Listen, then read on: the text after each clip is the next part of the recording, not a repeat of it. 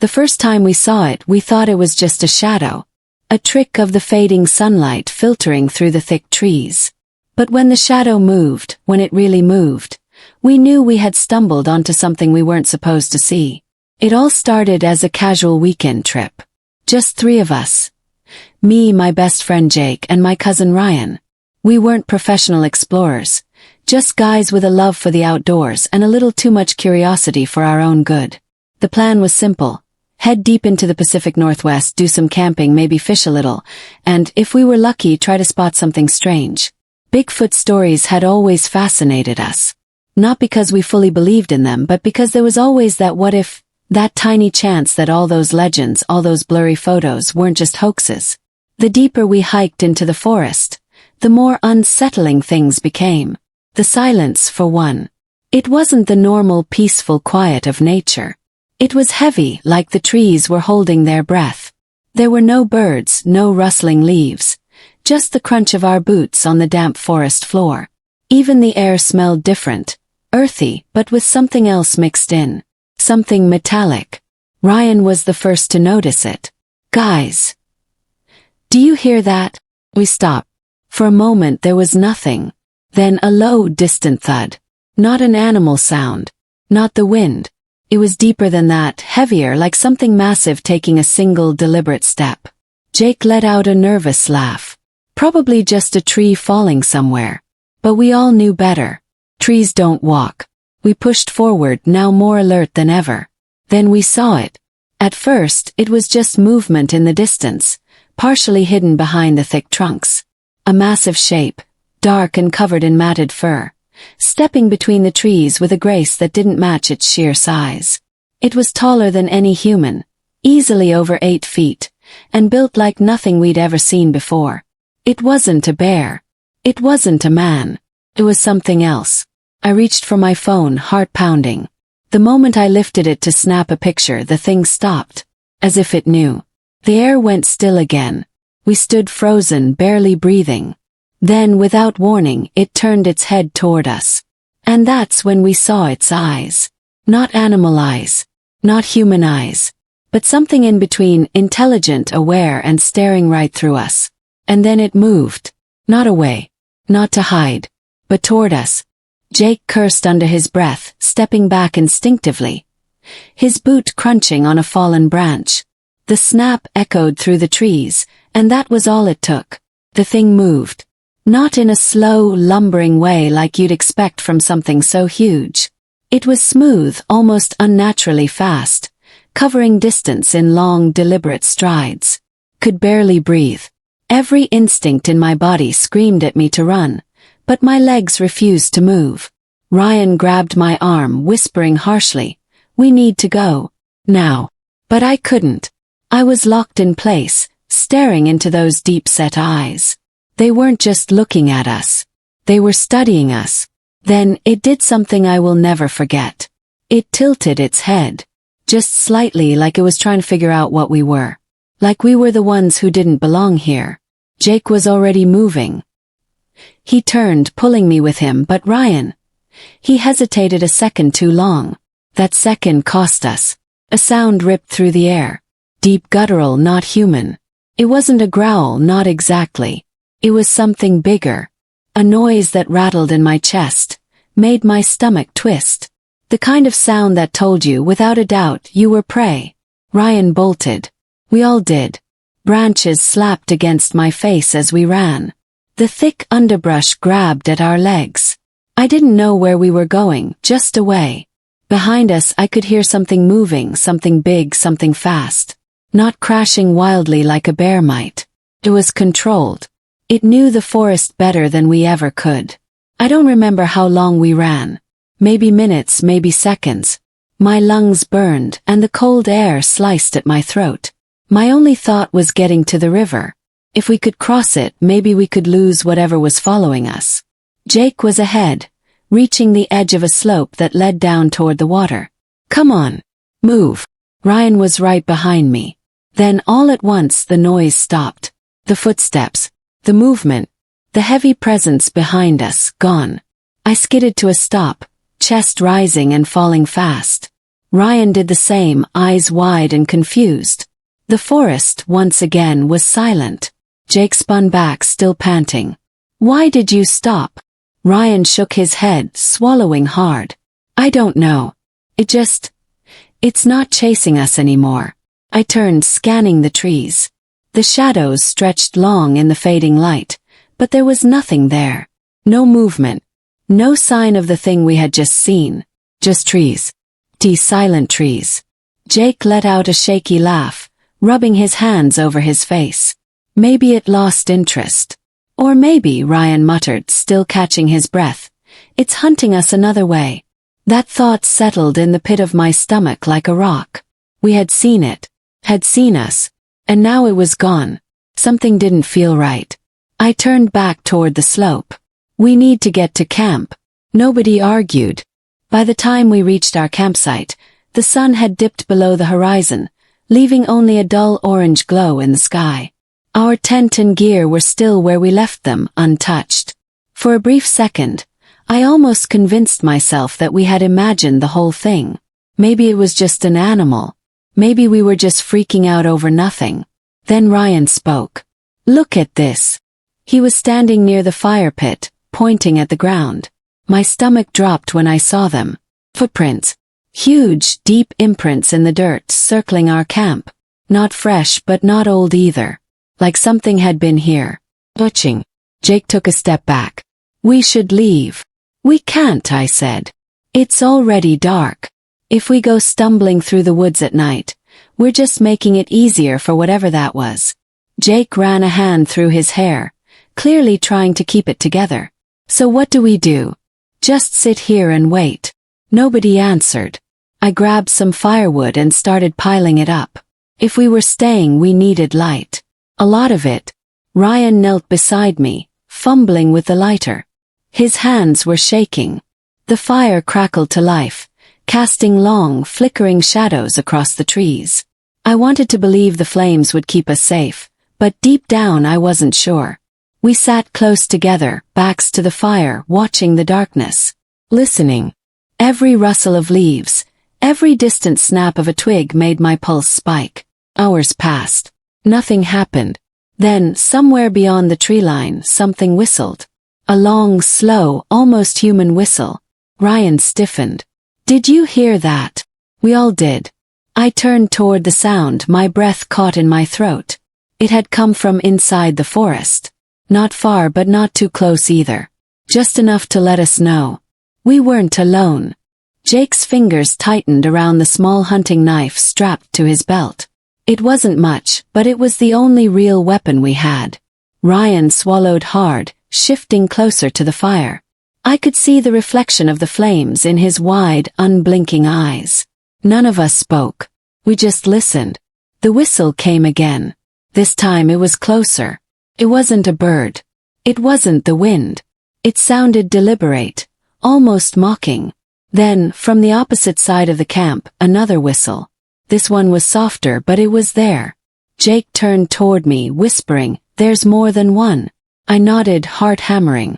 Ryan pulled his phone out, his fingers shaking as he tried to bring up the flashlight. The screen cast a faint glow on his face, highlighting the sweat on his forehead. His voice cracked. He cleared his throat. "I'm gonna record this." "Turn off the light," I whispered back. "Don't let them see us." Ryan hesitated, then shut off the screen. He hit the record button and held the phone close, pointing it toward the dark. The forest stayed still for a long moment. Then, just beyond the reach of our firelight, something moved. A branch snapped. Then another. It wasn't running. It was circling us. Jake gripped his knife tighter. "We can't just sit here." "What do you want to do?" I whispered. "Run into the woods." "We need to do something," he shot back. Ryan's phone was still recording. I could see the red light blinking faintly in the dark. He was barely breathing, staring at the screen. Then suddenly his eyes went wide. "Oh my God," he whispered. He turned the phone toward us, showing the screen. The camera was grainy in the low light, but there, just at the edge of the frame, was a figure. Huge. Looming. Not a bear. Not a man. Its eyes reflected the firelight. I felt ice rush through my veins. I turned my head toward where the camera had picked it up, but there was nothing. Just trees. Shadows. I looked back at the phone. The figure was still there. Ryan dropped the phone. It's right there, he stammered. Jake scrambled for his flashlight, clicking it on and aiming it toward the trees. The beam cut through the dark, landing on empty space. But something moved at the edge of the light. A huge, dark silhouette, shifting just out of sight. It was watching us. And it wasn't alone. From behind us, heavy footsteps thudded against the ground. Slow, deliberate. Something big was moving through the trees, coming closer. Ryan was shaking his head. His breath coming in quick gasps. We need to go. We need to go now. Jake looked at me. His expression torn between fight and flight. But we had nowhere to run. The forest was their territory. We couldn't see them, but they could see everything. Then the whistling stopped. And the silence that followed was worse. It was the kind of silence that made your stomach twist, made your instincts scream. Then, just as I was about to speak, we heard the breathing. Low. Just beyond the trees. Something was standing there just out of sight. I grabbed the fire poker, my hands slick with sweat. The flames flickered as the night seemed to press in around us. I didn't know what was about to happen, but I knew one thing for sure. We were not alone. The breathing was getting closer. It was slow, steady, and too big to be human. My grip on the fire poker tightened, knuckles aching, but I didn't dare move. Neither did Jake or Ryan. We were frozen, listening, waiting. The fire crackled, the only sound between us and whatever was out there. Then, just past the tree line, something shifted. A shadow, a massive shape, moved against the darkness, just far enough that we couldn't make out the details. But it was there. And it wasn't alone. From the other side of the camp, another figure appeared. Then another. They were surrounding us. Ryan let out a shaky breath, barely a whisper. What do we do? Jake glanced between the figures, then at me. His hand hovered over the pile of firewood. His mind clearly racing. If they come closer, he murmured, we make the fire bigger. I nodded, even though I wasn't sure it would help. The thing we saw earlier hadn't reacted to the fire at all. If anything, it had watched us from the edge of the flames, completely unbothered. But what else could we do? Ryan's phone was still on the ground, the screen flickering. He must have hit the flashlight by accident because a weak glow now spilled out onto the dirt, illuminating something that made my stomach drop. Footprint. Huge. Fresh. The weight of whatever had made it was immense. And it was inside the camp. Guys, my voice barely came out. They're closer than we think. Jake's jaw clenched, and he slowly reached down, grabbing a half-burnt log from the fire. The tip was still glowing orange. A makeshift weapon. The breathing hadn't stopped. If anything, it was louder now, coming from every direction. The fire cast long shadows that flickered and stretched, making it impossible to tell where they actually were. Then, out of nowhere, one of them whistled again. A sharp, deliberate sound like a signal. And then, from behind me, a branch snapped. I spun around just in time to see something moving fast toward us. A massive shape, bigger than any man, charging forward.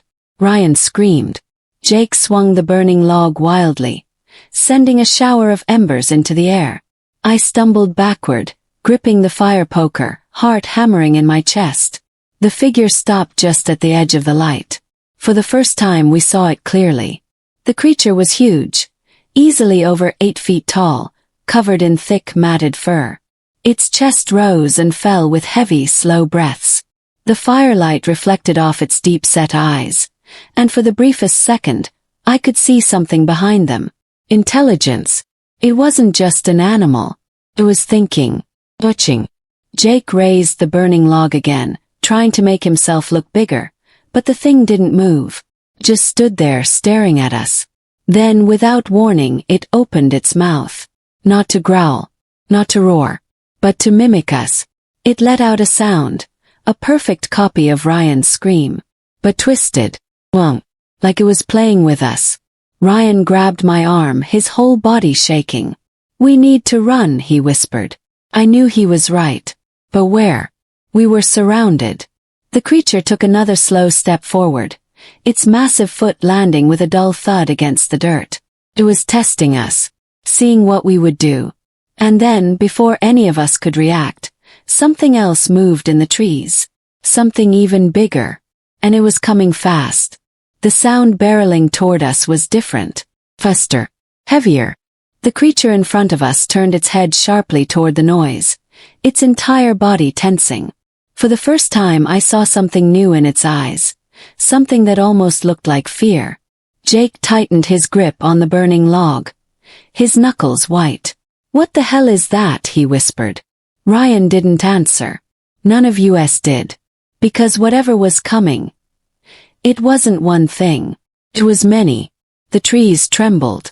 The ground vibrated beneath my feet. Branches snapped in rapid succession, the sound ricocheting through the darkness like gunfire. Whatever was out there was moving fast, coming closer. The creature standing in front of us let out a deep, rumbling, clicking sound, low and throaty. It wasn't directed at us. It was a warning. But not for us. For whatever was coming. Then the whistling started again. But this time, it wasn't just from the creatures surrounding us. It was coming from all around.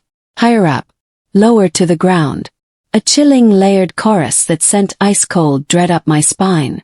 We weren't caught between just one group. There were others. Ryan turned in a frantic circle, his breathing ragged. "We need to." A deafening crash cut him off. Something massive came slamming through the trees, shaking the ground. Jake and I stumbled back, nearly falling over the fire. The creature in front of us whipped around, its muscles tensed. Then I saw it. A second creature. Bigger than the first. It emerged from the trees, moving with a terrifying, purposeful speed. Its fur was darker, thicker. It was broader in the chest, more muscular. Its eyes locked onto the first creature, and the tension between them was immediate. They weren't on the same side. The first creature let out a guttural chuffing sound, stepping back. Not out of submission but out of caution. The second creature lunged. A massive impact shook the air as they collided, sending leaves and dirt flying. Their roars were deep, rattling through my ribcage. They weren't just fighting. They were claiming territory. Jake grabbed my arm, his voice sharp. "Run. Now." I didn't think. Just moved.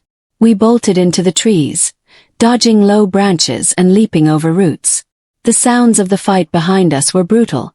Bones hitting bones, snarls echoing through the forest. But the whistling, it was still following us. They weren't letting us leave. And then up ahead something moved.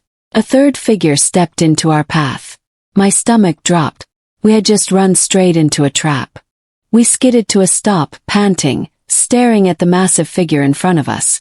It stood still, its enormous body blocking our only way forward. Its dark fur blended into the shadows, but its eyes, those cold, knowing eyes, glowed faintly in the dim light. Behind us the battle raged on. Heavy thuds, deep growls, the sound of trees snapping under their weight. The two creatures were still fighting, still tearing into each other. But this one, it wasn't interested in them. It was focused on us. Ryan clutched my sleeve, his whole body shaking. "What do we do?" Jake didn't answer. He was gripping the burning log so tightly I thought it might break in his hands. The creature took a slow step forward. Not charging, not attacking. Testing. A low whistle came from somewhere in the distance. One of the others communicating. And that's when I realized something. The ones whistling, they were working together. But the ones fighting, they weren't. This wasn't just one species. This was two different kinds of creatures. And we were standing between them. The one in front of us let out a deep, rumbling breath. Then, it reached up and placed one massive hand on a nearby tree. The bark cracked under its fingers. My pulse thundered in my ears. It wasn't attacking. It wasn't calling for backup. It was blocking our path on purpose. Keeping us from running. Jake finally spoke. his voice barely above a whisper. "They don't want us leaving." Ryan's breathing hitched. "But why?"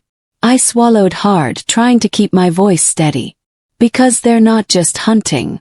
Jake turned his head slightly, his expression grim. "They're protecting something." The realization hit like a punch to the stomach. This wasn't about us. This was about them. We had stumbled into their land, their fight. And now they were making sure we saw only what they wanted us to see. A sharp snap from behind made us all flinch. I risked a glance over my shoulder. The fight was slowing. One of the creatures, the larger one, was winning. The other was limping back into the trees, its breath ragged, low. And that's when the final, chilling thought sank in.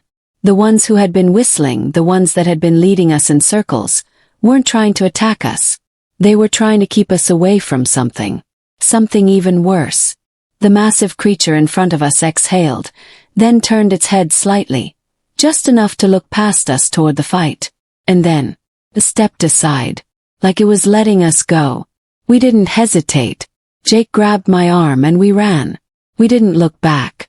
We didn't stop. We didn't speak. The only sound was our own frantic footsteps and the wind roaring past our ears. We didn't stop running until we reached the road, until we collapsed onto the pavement, gasping for air. The forest behind us was still. The whistling had stopped. There was no sign of the creatures. No trace of what we had seen. But as we caught our breath, something far in the distance, something deep in the woods, let out one final sound. Not a whistle. Not a growl. But a laugh. Low. Mocking. Like it had let us go on purpose. Like it knew we would never forget what we saw. And it was right. The three of us sat there on the cold pavement, trying to catch our breath, our minds racing to process what had just happened. The night was quiet again, almost too quiet, as if the forest itself had swallowed the chaos we had just escaped. The only sound left was our ragged breathing and the distant rustling of leaves in the wind. Jake wiped his face with a shaky hand. His fingers still curled around the half-burnt log. The embers had long died out, but he held onto it like it was the only thing keeping him grounded. Ryan was hunched over, hands on his knees, staring blankly at the ground. No one spoke for what felt like forever. I turned back toward the woods, my pulse still hammering. It was gone. The fight, the creatures, the eerie whistling. It had all vanished into the depths of the trees. If not for the dirt on our clothes, the bruises forming on our skin, and the sheer terror still gripping our bodies, I might have questioned whether any of it was real. Ryan finally broke the silence. "Did you hear that?" His voice was barely above a whisper, but it carried so much weight. Jake exhaled hard, shaking his head. "Yeah." That laugh. None of us wanted to say it out loud, but we all knew what it meant. That thing had let us go. Not because it was scared of us. Not because we had escaped. But because it wanted to. We weren't prey. We weren't threats. We were something else entirely. Intruders. And now it knew our faces. Cold shiver ran through me. I didn't realize how tight my fists were clenched until my nails dug into my palms. "We need to go," I said. My voice was hoarse, barely holding together. "Now." Jake nodded. "Yeah. Yeah, let's just get out of here." None of us had parked far. We sprinted to our cars like our lives depended on it, jumping in and slamming the doors shut. The second my hands hit the steering wheel, I realized how bad I was shaking. My skin was clammy, my chest tight. Every part of me wanted to be as far from that forest as possible, but even as I reached for the ignition, my eyes flickered back to the tree line one last time. There was nothing there. No glowing eyes. No shifting shadows. Just darkness. But somehow that was worse. Ryan peeled out of the lot first, his headlights bouncing over the gravel road as he sped off. Jake followed right behind him. I hesitated for a second longer before taking one final, steadying breath. Then I threw my car into gear and took off, watching the forest disappear in my rearview mirror. The drive home was a blur. My mind kept replaying everything. The massive footprints, the mimicry, the fight, the laughter. Over and over like a movie I couldn't turn off. It felt too big, too real, too impossible to make sense of. I didn't sleep that night. Neither did Jake or Ryan. The next morning we texted in short, clipped messages. You good? Yeah. You? No. None of us wanted to talk about it, but at the same time we couldn't stop thinking about it. There were too many questions. Too many unknowns. Ryan started searching online, looking for any stories similar to what we had seen. He found dozens, accounts from hikers, campers, even hunters. Whistling in the woods. Massive shadows. Something mimicking human voices. And the thing that sent a chill straight through my bones. Almost all of those stories ended the same way. Laugh. Like whatever was out there wasn't just watching. It was playing a game. Jake refused to go back. Said he wanted to pretend it never happened. And honestly, I didn't blame him. Ryan was different. He wanted answers. He wanted to go back with cameras, trail cams, motion detectors, anything to prove what we had seen. But something in my gut told me that wasn't a good idea. I didn't say it out loud, but deep down, I knew we hadn't just stumbled into something random that night. They knew we were there. And worse, they let us live. Like we had passed some kind of test. Or maybe, just maybe, they were waiting for us to come back. I don't know what we saw out there. I don't know if it was Bigfoot, some unknown species, or something else entirely. But I do know one thing for sure. We weren't supposed to see it. And whatever it was, saw us too.